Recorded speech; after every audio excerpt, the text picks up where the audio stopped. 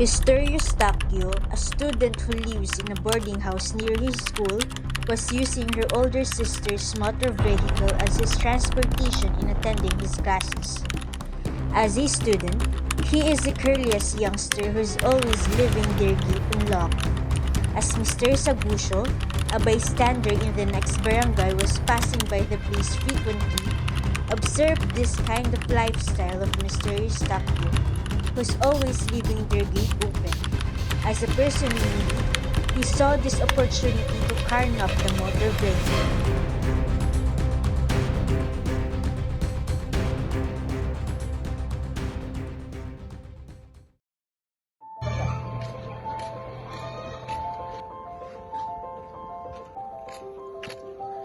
Opo, hindi ka muli. Kamusta? Sabi nila, luluwas ka ng Cavite. Oo, sa katapusan pa. Eh di, kung gano'n, nakapag-reserve ka na ba ng bus ticket? Ay, hindi. Magmumotor na siguro ako. Kung may motor ka na pala. Kailan ba? Wala pa nga eh. Bibili pa lang sana, kaso kulang pa yung budget. Eh di, paano yan? Di ba luluwas ka ng katapusan? Kaya ko na siguro ng discard yan. Sakto ay ang pagdaan naman sa harap nila ang isang walang muwang na estudyante na si Mr. Eustachio. Nakasuot pa ang uniforme nito. Pumasok na siya sa kanyang tinitirahan at pinark ang motor nito sa harap. Hindi niya na nilungon at hindi na sinarado pa ang gate.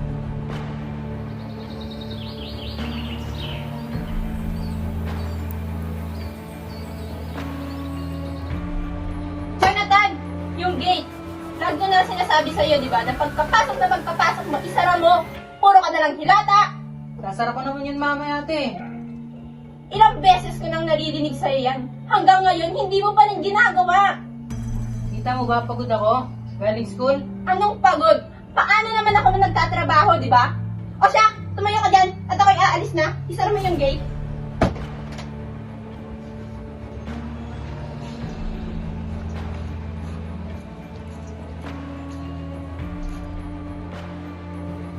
Sige, una na ako. Kailangan pa ako eh. Sige, ingat.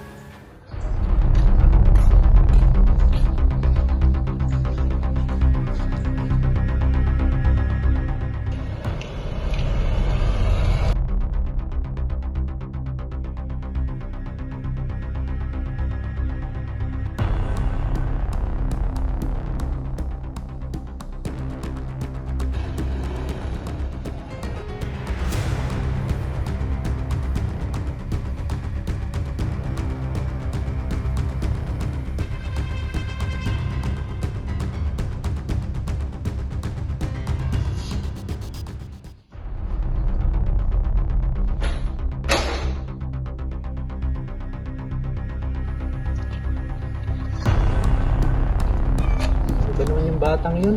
Iniwan na namang nakabukas yung gate. Naiwan na namang nakabukas ni Mr. Eustachio ang gate. Dahil dito, nakita ni Mr. Sagusio ang oportunidad para nakawin ang motor.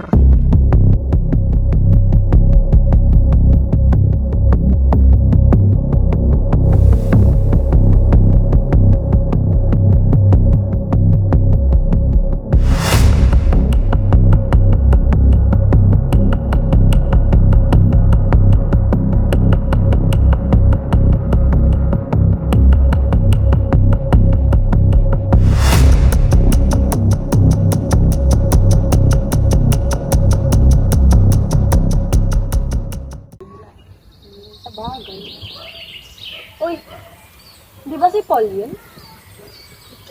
Oo. Parang nakita ko siya. Oo, nakulang sa kanina. Sabi niya, luluwas ng Cavite.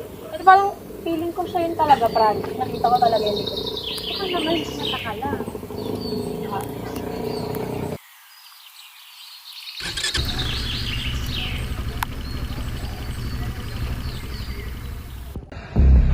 Hoy, Miguel!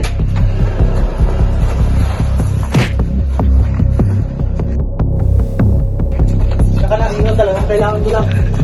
Pasok! Uy! Tignan mo yun, dali. Dito, dito. Ayun, tignan mo yung nangyari. Pasok!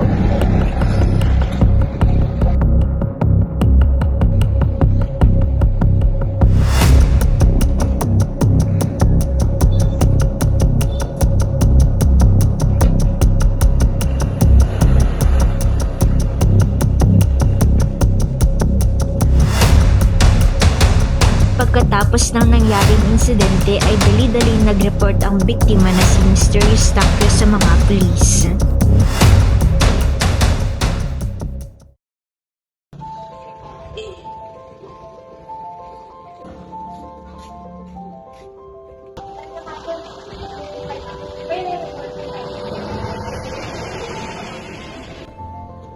Ano po may tutulong ko sa'yo? Gusto ko po sana muna itago niyo po yung pagkakailangan ko bago ko po sabihin sa inyo. Sa abot ng aming mga kaya, ano po ba ang gusto niyo? Gusto ko po sana i-report yung car natin na nangyari sa San Paulo agad kay Tatay Mara. Ay, oo, kanina may na-receive kaming tawag. Si Jonathan Eustachio po ba? Opo, siya nga po yun. Maaari niyo po bang sabihin kung anong mga pangyayari dito naman? Dalawang pulis ang nakatoka sa kaso at kasalukuyan ng nag-iimbestiga. Isa sa mga suspect or person with interest ay si Mr. Sagusio.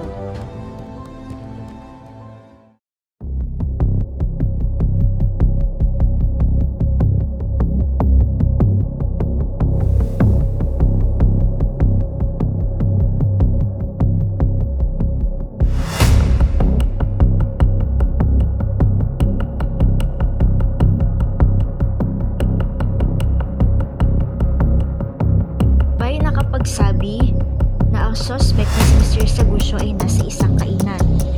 Nakakuha ang mga pulis ng warrant para arrestin. Ito, Mr. Sagusio. Ayo, iwanan na parang siyang ipaglabas sa 8-20-8. Walang na natin ang vlog ko ba You have the right to remain silent, the right to cancel in your own verifiable choice, the right to know the cause of that situation.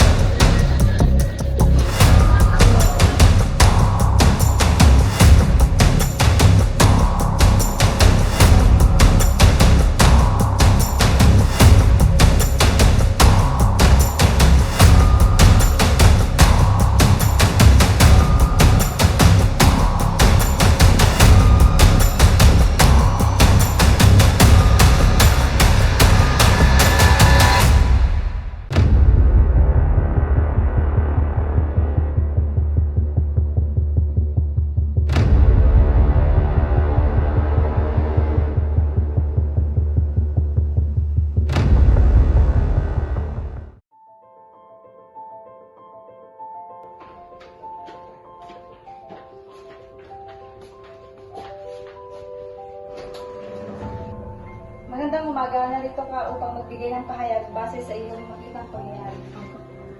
Bago ang lahat, maaari ko bang makahingi ang iyong impormasyon? Pangalan? Age? 20 po. Address? HG Isabel po. Contact number?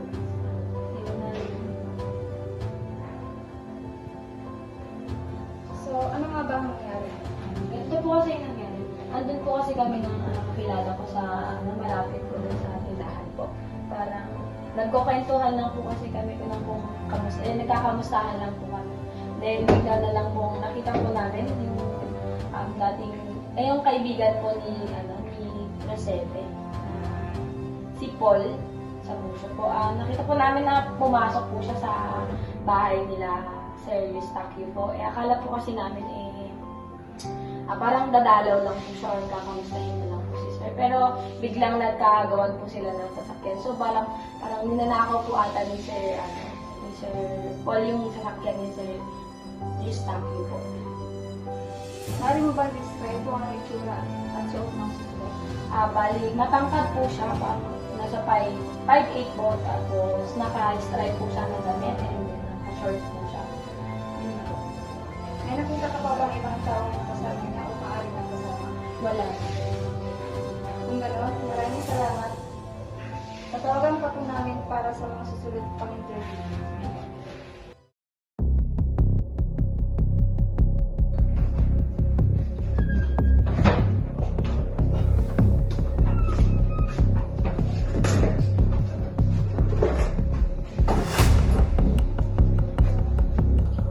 Magandang hapon, Mr. Sagusio.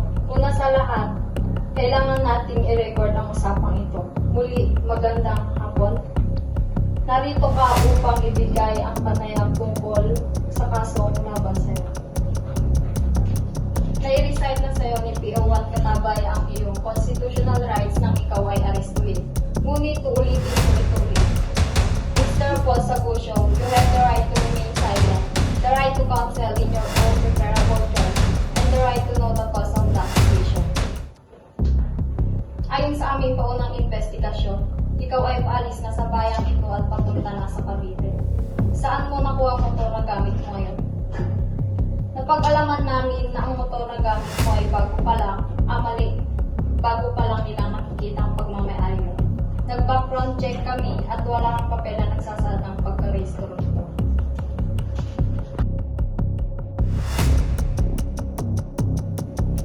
Wala ka talagang sasabihin? Sige.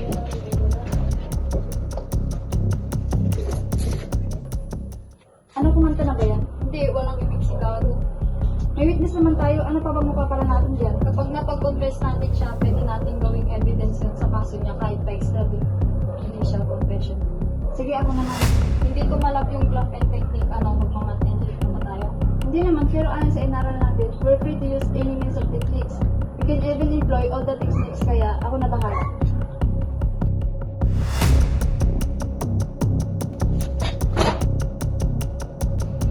Magandang umaga, Mr. Solution. Kumusta ka? Hindi ka napagsalita ng partner ko ba?